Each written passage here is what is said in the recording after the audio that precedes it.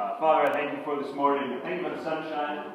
That is far more enjoyable ambience than the pitter-patter of rain down on us last week. So just let us enjoy the creation surrounding us, fill the room with light as we look at your Son, as we look at the light you brought into the world, and also the expansion of your kingdom. Let us be humbled by that, but also let us put place cards in our memory that help us to understand your story in ways that bolster our faith and our sharing of others. Amen. Amen. So really quick, I know some people weren't here last week, and I want to make sure that we hit a few things. You do have a note sheet there. I don't have any copies of last week's introductory notes, but if you guys come or would like that, I can either email it or make sure we have some copies here next week. But one thing that I know Ben talked about briefly last week was the idea that Christianity is not an abstract philosophy. I think too many times, maybe we even start on the wrong foot when somebody asks, well, you know, why are you, or what do Christians believe? We often respond with, well, we believe that there's one God. We believe there's one God. We say these things we believe. What if we started it with, well, this happened? See the difference there between, like, I believe this stuff versus, well, oh, you want to know what I believe? Well, a few thousand years ago, this event happened. It's a historical understanding of the universe and our story and everything in context. It is not just, well, we believe that God is love, we believe that God is merciful. Like, those things are all true, but they're sort of a description of ideas versus a description of some of the land's concrete in history. There's that Karl Truman has a quote that I wanted to share with you this morning. He says, "An idolatry of the new and the novel, with the concomitant disrespect for anything traditional," there's a Ben-sized word for it this morning, "or a nostalgia for the past, which is little more than an idolatry of the old and traditional, both are disempowering. One leaves the church as a free-floating, anarchic entity which is doomed to reinvent Christianity anew every Sunday, prone to being subverted and taken over by any charismatic leader or group," and charismatic not necessarily in the theological sense, "which cares to flex its muscle. The second leaves the church bound to its past, as its leaders care to write that past and are unable to critically engage with the present." And I think too often in the church we probably err on not understanding our history, understanding our past, understanding why we've had liturgy, whether or not we feel the freedom to employ it or put it aside as we feel God is leading us now. And Ben went over these really quick last week, but God commands us to be students of the past. Huge thing of the Israelites were remember your story. They didn't start out with, God gave me a good day today, or God provided for me in my situation today. They begin with, God provided for my great-great-great-great-great-grandpa. I remember being really blessed. I still have a soft spot in my heart for the Salvation Army. Because years ago, my grandpa was freezing to death in the winter, and he got this big winter coat from them, and it may be the only way he survived. Thus, it's over his 9 years too. But there is a multi-generational legacy that we understand. And so God commands his people Israel, since time in the past, it was remember these things in song and sing about the past. Remember your history. And we have a little old adage now, right? Those who forget the past are what? Doomed to repeat it, right. By the gospel, we're adopted into a family then that spans race and culture. That's the second idea. God commands it, one. Two, it talks about being adopted into a family. We'll see how that gets the early church into trouble here in just a minute. But that idea is then, I was actually at Seattle Library just last week with some friends. And they had looking up little cards to see if there was an index database of peoples and genealogies. There was no Harlemans in the physical database. So the guy actually at the library looked it up. I actually didn't know my grandpa, my great-grandfather came from Iowa. So that guy didn't know that. But what does that do for me? It enriches my life to understand my genealogy. Well, our genealogy as adopted co-heirs with Christ is the family of God. So knowing the family of God is a pretty big deal. It should be something that we desire. Ecclesiastes also reminds us there's nothing new under the sun, so that goes back to those who forget the past are doomed to repeat it. And also, history should humble us and encourage us and equip us for evangelism. As we understand what the saints have done throughout history, it should give us either some ideas or some encouragement about what we're going to do. And so I want to dive into that. We're not going to understand 2,000 years of history. You're going to come out big biblical scholars in 5 weeks, right? Or the 5 weeks we have remaining. What I hope, if we could capture some chunks of events and a few key principles and feel like it's helped us in some way. Like if I could later, somebody asked, what happened in the first, what happened from 0 to 300? Well, if I can remember a couple important things, that's probably a win. And if I can remember a couple principles that maybe come out of each era that we could walk away with, then that's double win. So don't try to get overwhelmed that I have to remember who Diocletian is, or if we just grab a few of these things, it's like you make a pass. This is sort of a first pass. Those who get really interested can always dig deeper and learn more. So the first thing we have to talk about in the context of early Christianity, there on your notes, is Judaism. Because if we take a slice of life from today, you can see certain people. In fact, we saw some folks yesterday, hats, hair. I mean, we saw some Hasidic Jews walking as a family, and it's like, all right, I could think that these are competing things, but we always have to remember, 2,000 years ago, Christianity emerges as an outgrowth, an extension, a revelation in and out of Judaism. We would, up to 2,000 years ago, say, we're on board, we're on the exact same team. And what happens 2,000 years ago is there's a revelation and a promised fulfillment given. And then as the first few hundred years unravel, there's a struggle within Judaism to, okay, was he or wasn't he? That's the generational thing that we really see in its first 100 years. This is an issue of Judaism looking at itself and wondering if Jesus is the fulfillment and thus the reason that this sect of them are calling themselves Christians. Nowadays we talk about things like Jews for Jesus, as if there's this there's a subset of Jews that become Christians, but they still identify themselves, at least in some ways culturally, in other ways as Jewish. Well, that's where they all were to start, right? That's when we begin with Judaism. So to understand that up until 2,000 years ago, our ancestry is the Jews. Our ancestry spiritually is Judaism. And so that's where we're at with that. Jesus Christ grew up in a Jewish family, unmistakably Jewish in his teachings and practices and style. And really, Christians, most of the earliest Christians in this period here, you're going to see they still kept the Jewish Sabbath, thought of themselves as good Jews, and they just Jews who believed that Jesus was their Messiah. The word Christian begins to come into more dominance later. And so it was a small, and this is actually why then, because it was identified as Judaism, this is actually why it flourished in the Roman Empire. Because official protection was afforded to Judaism. So the Roman Empire, which is our second big deal, the Roman Empire afforded official protection. This was a protected religion. And so when Christianity was seen as a sect of Judaism, as long as it was seen as a small sect within the older faith, there wasn't any trouble. It's when internally we see the Jews say that they are something other that causes friction within Judaism. And then, of course, when they look like they are not a subset, then they get the attention of Rome. And so that's how our history begins. There are Jews recognizing Jesus is their promised answer to Abraham. They're being slowly perceived as something other than the Judaism, which is rejecting Jesus. And that gets them under the eyes of the Roman Empire and will lead to some problems that crop up. Now, we have a date on the board. Hopefully, I can throw that out there. It's 33 AD. What do we think that date is? Crucifixion. Crucifixion, resurrection, commission, right? So in the first 100 years, Jesus is born, so in the first century of sort of the birth of the Messiah, leading up to, here we will actually see the last of the scriptures. My handwriting is terrible. Hopefully you get the gist. So here, from the birth in the first century, Jesus is born.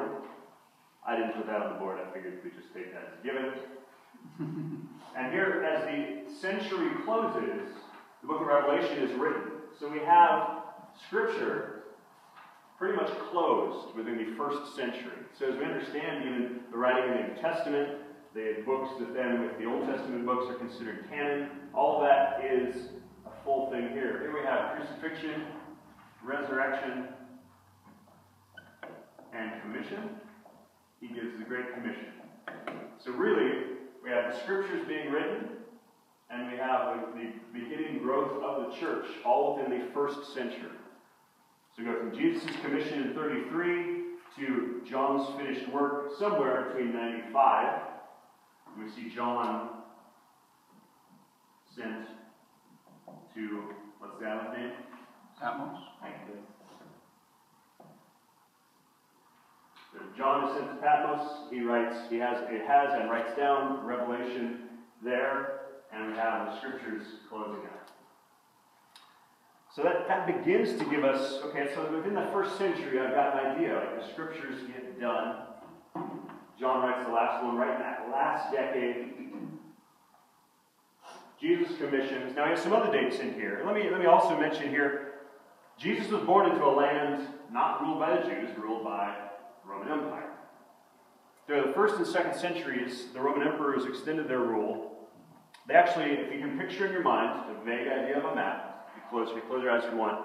So imagine from Britain to the Sahara, from Spain to Iraq, Romans controlled an area about 3,000 miles east to west, about the length of the United States. So you've got something about the size of the U.S. that is controlled by Rome, and historians estimate it had about 50 million people. By the beginning of the second century, as we move into this era, Rome is absolutely considered pretty much the lone world superpower. So really, Rome is coming into its own right along this same line. And in fact, because of Alexander the Great's work, all of what had happened before, the making of roads, all of the work done by the Roman Empire, since it didn't have a lot of external rivals, the first couple hundred years here are, do we know what term is used to describe that era? Pax Romana. 200 years of peace, and that doesn't mean internal peace, because we're going to see persecution and strife for Christians and between factions within Rome. But as far as being a lone superpower, these first couple hundred years experienced almost no external major conflicts. So it's considered the Pax Romana. So here you have the establishing of great roads, a superpowered, relatively peaceful culture, troubled within. But here you have, think about a scientist creating the perfect form in which his experiment could flourish. Here we see the providential hand of God, well before the coming of Christ, creating an environment where then after Christ's commission, it's sort of the perfect environment for spread and for everything else. Another thing that happened was the Greeks actually had, because the Greeks were involved, Alexander the Great, because all these things had occurred, there was a shared language. So for one of the first times in human history, there was, just like now, there's a lot of people, they're bilingual, English or French. Greek was basically a common language across the entire area, which also then, for one of the first times in all of human history, provided the perfect recipe for easy transmission of the gospel. The perfect conditions in which it could flourish. And so we see then that by about 60, obviously the Christian gospel starts where? They're commissioned, where's the place? Jesus sends them all out, he ascends into heaven, where did that happen? Jerusalem? I feel like I'm afraid to say it too loud. So Jerusalem, by 60 it has gone all the way to where? Rome. Right? I mean, and some of these dates, we see that Paul is effectively in Rome. So it's gone from being an outgrowth of Judaism to actually making it right all the way to Rome, the center and seat of the empire. So your first 30 years is just these ideal conditions for the gospel to go out forward, for missionary journeys to happen, and then we wind up with, of course, Paul in Rome. So now it's kind of at the heart, ready to continue then from there. Now it's ready to get pumped out into all the arteries of the empire, right? Now it's about to go large. But of course, in 64, we have something that occurs, and most people have at least heard the name Nero, right? Or at least fiddled around with it a little bit.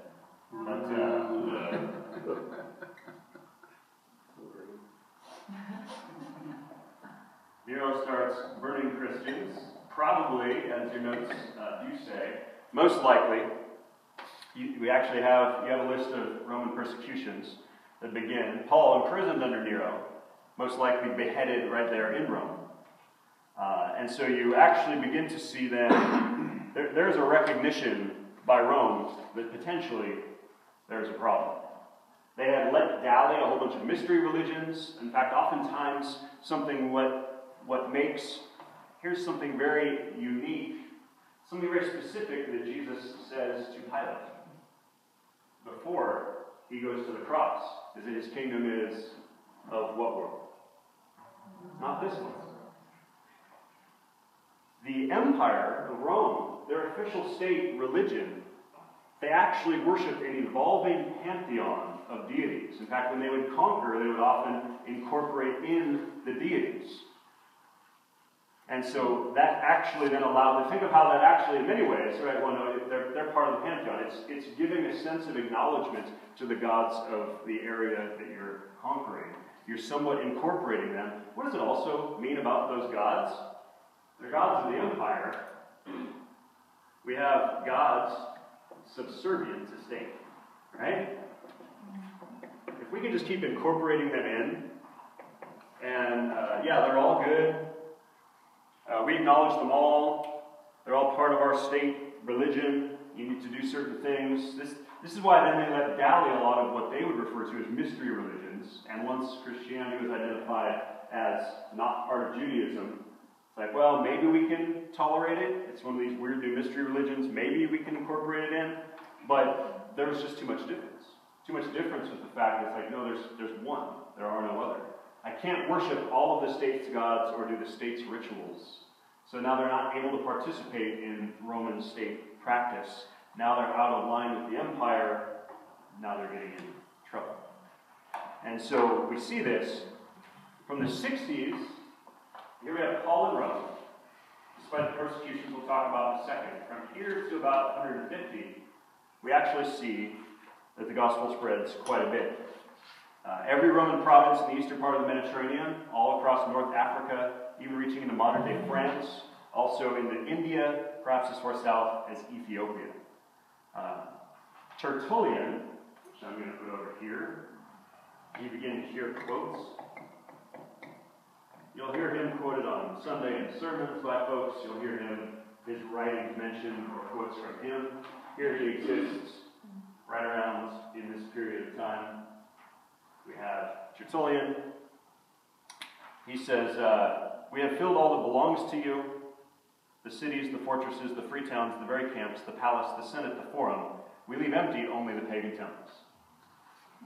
Tertullian didn't mince words when he wrote letters to the state. So,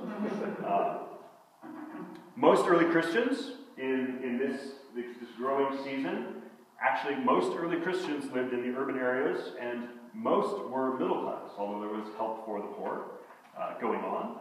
Conditions were ripe for that assimilation. And so, why then did people become Christians? Now, you and I, those of us here who have belonged for some time to the Reformed school, could say, well, by the sovereign hand of God. Granted, I'm not going to argue that one bit.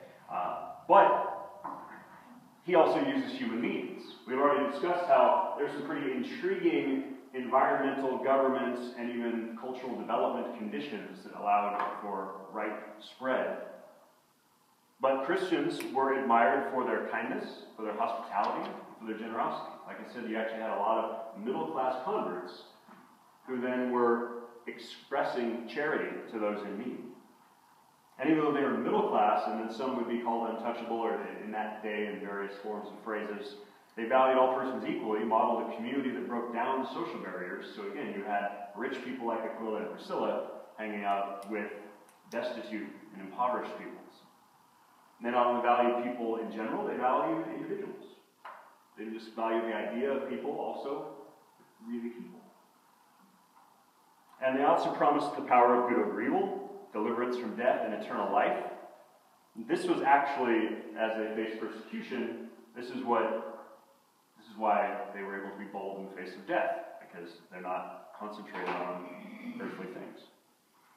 So, let's talk about persecution, everybody's favorite topic.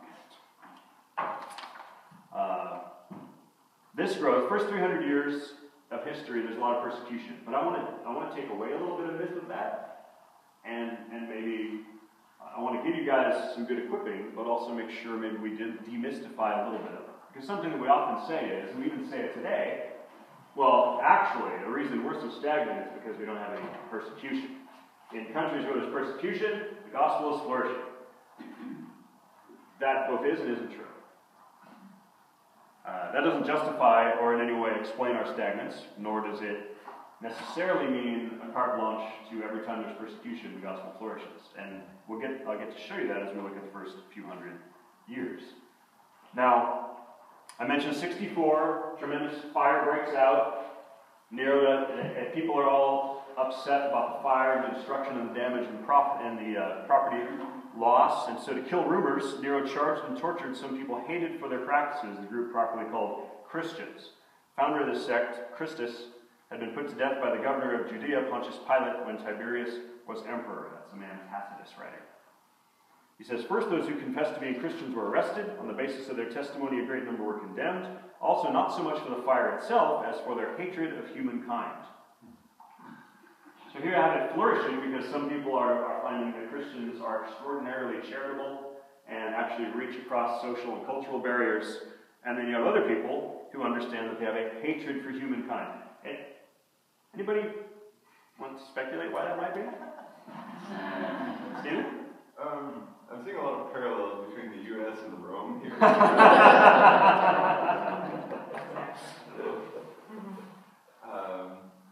Maybe, I don't know, people these days view Christians as really unaccepting of a lot of worldly things which are deemed okay by the rest of everybody. Yep. Persecution. Haters. Yeah. Haters, This is the nothing new is under the sun. Think about it. On the one hand, there can be called that they hate humankind. Well, even today, what do I say?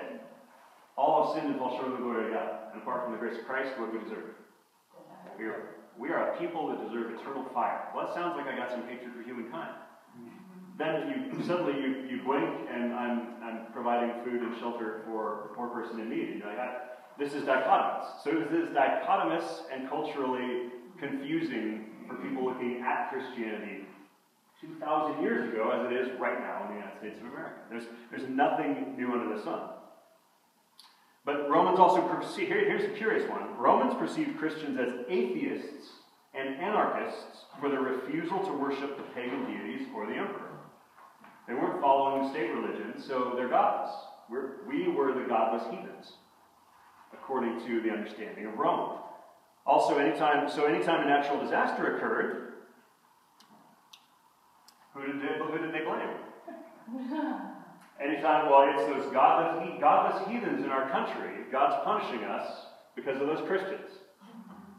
That sounds like a flip, doesn't it? Something bad happens in the country, it's because of all those atheists that we've got, right? There's a little quid pro quo going on here. We have to be, obviously, I wouldn't think that this was happening. We also have to be, even if we are having some bad things happen in our country, and even if there are people who don't profess, can I jump right to that and point the finger and say God is doing this because of X? I have to be careful how I draw those lines. Those lines were drawn against us. And also, Christians were accused of incest because they talked about being this one large family. And even married couples would also use terms like we're brothers and sisters, and that's very confusing to the outside. So here we have these incestuous atheists that are ruining our country, and cannibals because they talk about eating the flesh of Christ. So you're quite a salesman. Nero gave a scholarship. And Yeah. When did we know this 2 weeks ago?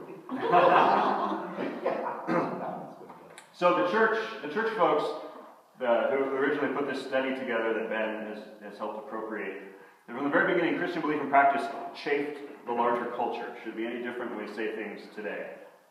When we're trying to say, no, we think marriage is the union of one man and one woman for life, and people think that we're crazy. Well, they thought we were incestuous cannibals 2,000 years ago. Like the perception, how they see us versus actually the understanding and foundation of what we believe, it's always going to create a lot of breaks. It does not create some of the breaks and persecute. Like, we're actually not facing some of the problems that they were doing. Right?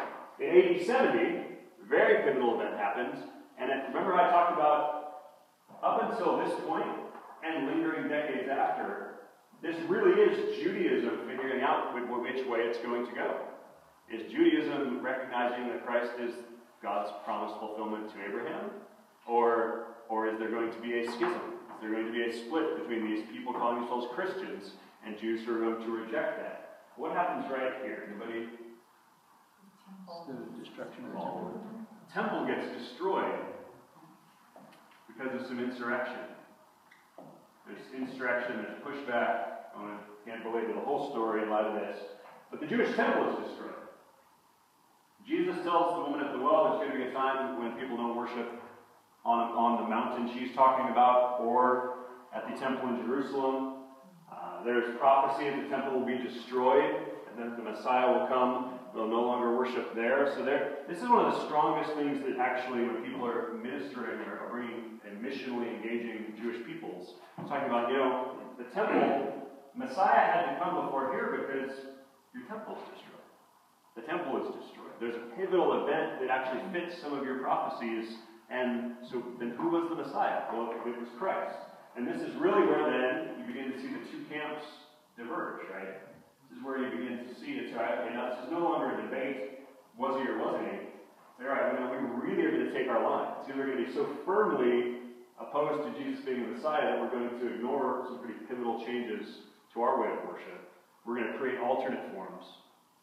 Or we're going to embrace the alternate form that is actually just the revelation and fulfillment of Jesus Christ. And there is divergence. Christianity makes its final break, ultimately, right here. This is where we would say, from Judaism. Lost the ties with the temple and Jerusalem and became a distinct faith. Now, John sent to Patmos. In 98 then, there's an emperor named Trajan. Comes to power, and he launches a persecution campaign. It's going to takes it up a notch. So here we have persecution starting here. About 30 years later, it really kicks into high gear. Here there were instances, now it becomes a pretty big deal in that it lasts for almost 2 decades. There's a guy named Pliny who writes a letter saying, as you hear these words, this is right around the turn of the century under the Emperor Trajan. Listen to the words of Pliny. He says, this is the course that I've adopted. I ask people if they're Christians. If they admit it, I repeat the question a second and a third time, threatening capital punishment. If they persist, I sentence them to death, for their inflexible obstinacy should certainly be punished. Christians who are Roman citizens I reserve to be sent to Rome.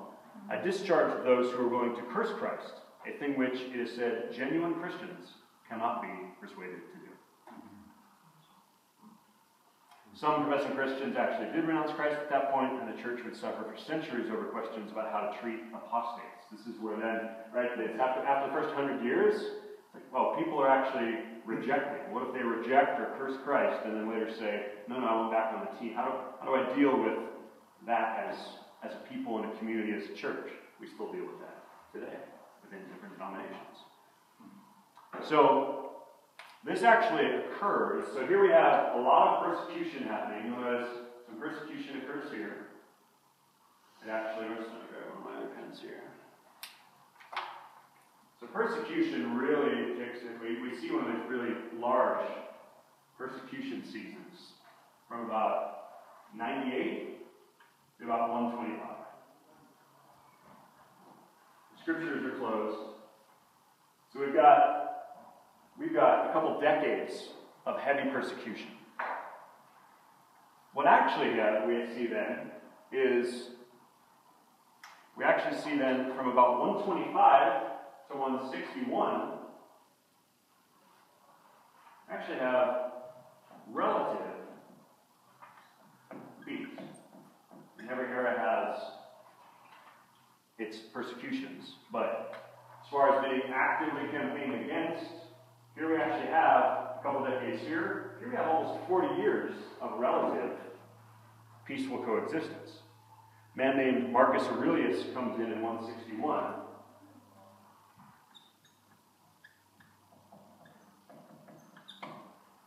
New emperor, reign of Marcus Aurelius has a new persecution. This is actually, if there's another, Tertullian is the name of a Christian you will often hear about, quoted. Another one that is right around this time is Polycarp. It just sounds like a fish.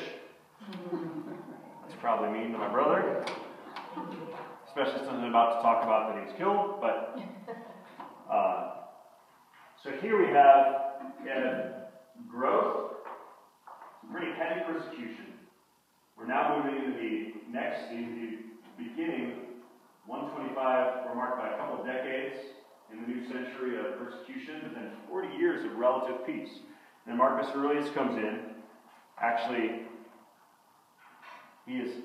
Marcus Aurelius has asked, basically, Polycarp has asked to curse Christ under that reign. It says, "For 86 years, replied Polycarp, I have been his servant, and he has never done me wrong. How can I blaspheme my king who saved me?" And he was burnt alive. And the rest followed. The crowds rushed to collect logs. When the pyre was ready, Polycarp prayed, "O Father, thy beloved and blessed Son, Jesus Christ, I bless thee for counting me worthy of this day and hour, that in the number of martyrs I may partake of Christ's cup to the resurrection of eternal life of body and soul." And then they lit the fire. Following that, we have another. So that Marcus Aurelius comes in from 161 to about 197. So we have another season from him. 197, we enter 197 to 212. We get actually another space of relative peace. So you can see we're moving 40 years of relative peace, and from 161 on basically the last half of that second century, we then got a lot of persecution by Marcus Aurelius, and then from 197 to 212, we actually have 2 decades of relative peace. Faith continues to grow, doesn't stagnate. And then persecution begins in 212. And from 212 to 235, we have more persecution.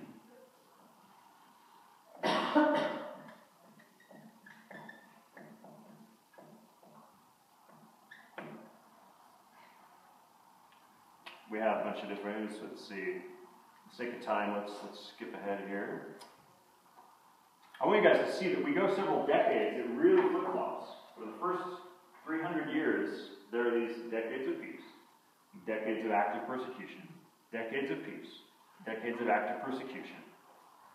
We keep moving. Let me just read this. Let me share. By 251,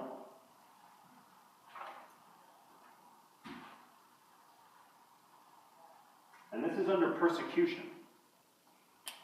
Under persecution, one historian writes that all over the Mediterranean, Christianity lay seemingly in ruins.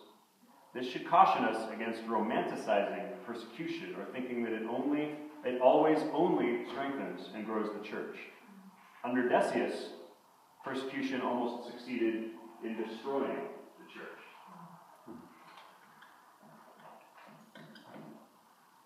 So really, if I'm thinking through, as I capture the big picture in my mind, Jesus commissions everybody in 33. Paul takes it to Rome by about 60. There's some lashback in that because in 64, Nero has a spate of burning Christians. In 70, we break with Judaism for good because the destruction of the temple really sends us in our different directions.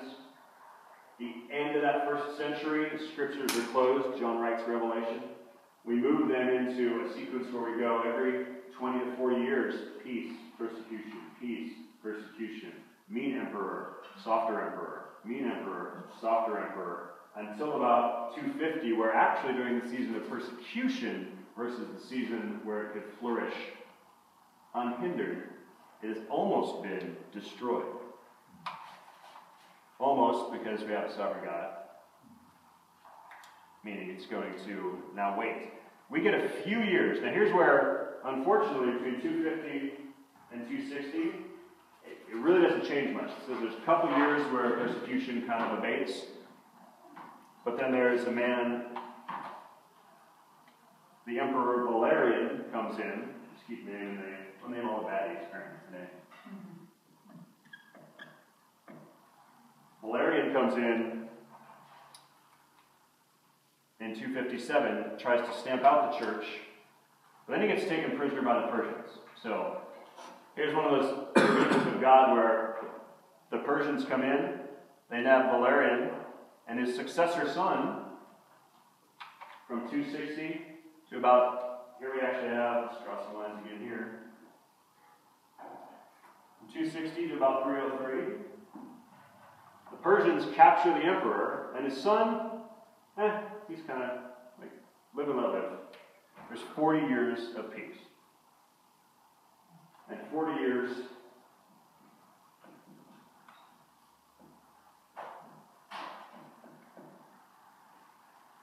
now, up to this point, some of you might be wondering, and trust me, each week has a little bit of overlap and swing back. Up until this point, Christianity in that first century was meeting in a lot of the Jewish synagogues. And then there's a parting. It's not until next week that we'll actually get into the establishing of buildings. So really, most things are happening either in other people's open courts or in homes. There isn't a lot of church buildings.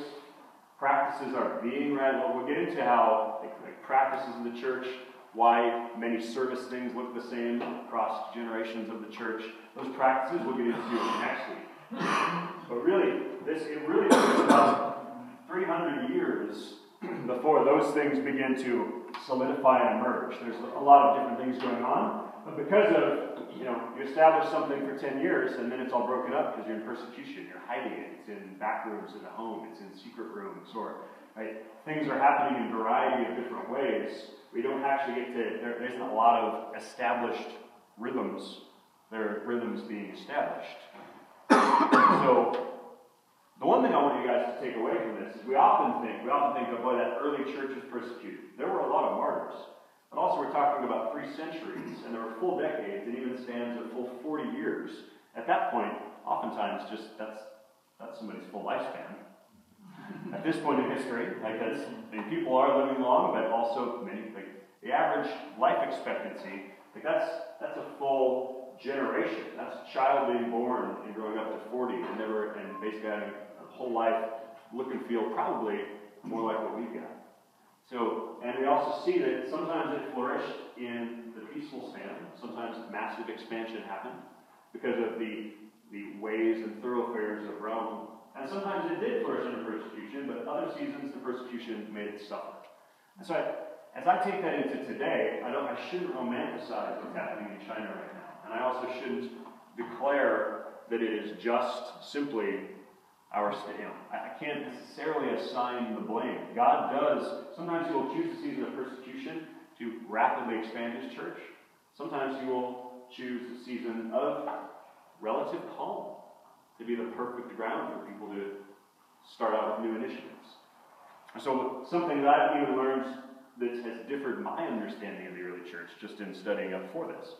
I can't necessarily suggest that one of these things is specific for the other. So, to wrap up, here's what happens. At 300, right around 303 to 311, this is probably the one term you need if you guys are locking down certain ideas. This is what we call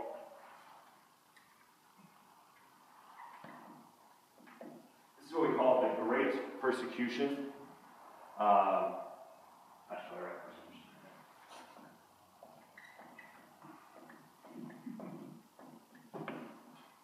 So, you thought things were bad back here at 250. Remember it said it felt like it was almost eradicated during a season of persecution. Before it actually enters a whole new phase, which we get into next week. Next week we get into Constantine. Next week we get to someone who actually is ruling an empire, say Christianity is the real deal. We actually have it become, Christianity enters a whole new scene in the 300s. So right at that precipice, around 300, from 303 to 311, there is the harshest initiative. Diocletian actually came in at that point. Remember I said there was the son of Valerian allowed sort of 40 years of live and let live. And then but there was that ongoing debate. What are we going to do about these? It's 40 years of committees, right? The church doesn't understand anything about that. Committees and Roman Synod, a lot of debate, a lot of committees, a lot of breakout groups. What are we going to do about these Christians? And finally, on February 23, 303, Diocletian gives his answer. He wants to impose a uniform order on the empire of customs, military, currency, religion. He issues an edict designed to end the Christian menace to imperial unity. Initially, they weren't put to death, just imprisoned or enslaved. Churches were destroyed, scriptures burned, so any place that they were meeting, they burned it down. But the next year, Diocletian fell ill and Galerius took over. So it went from bad to worse. Galerius takes over, ordered all non-compliant Christians to be executed. So they were imprisoned or enslaved. Now it's like, all right, nope. New guy says death. Blood flowed freely as many Christians suffered martyrdom during this time known as the Great Persecution. In 311,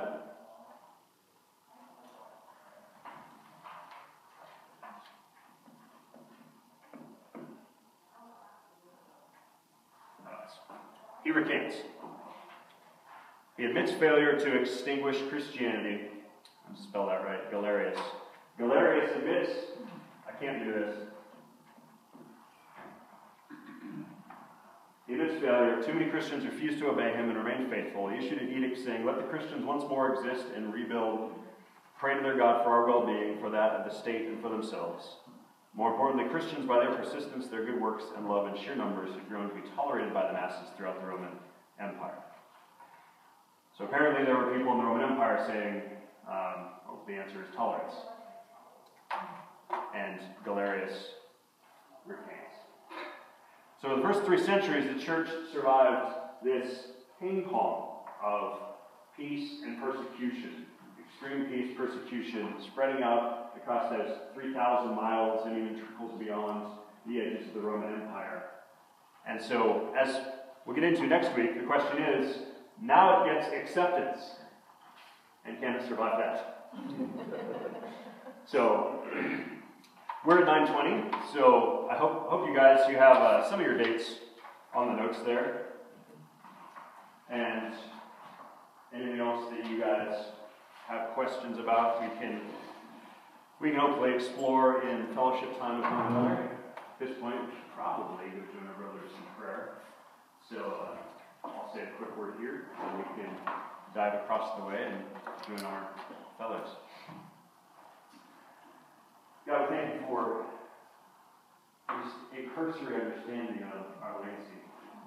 God, I know that I do get understanding, encouragement, uplift, and trust in you by seeing how you've moved the reality of your word, moved the reality of your truth, moved the reality of your Savior Jesus through the ages of history.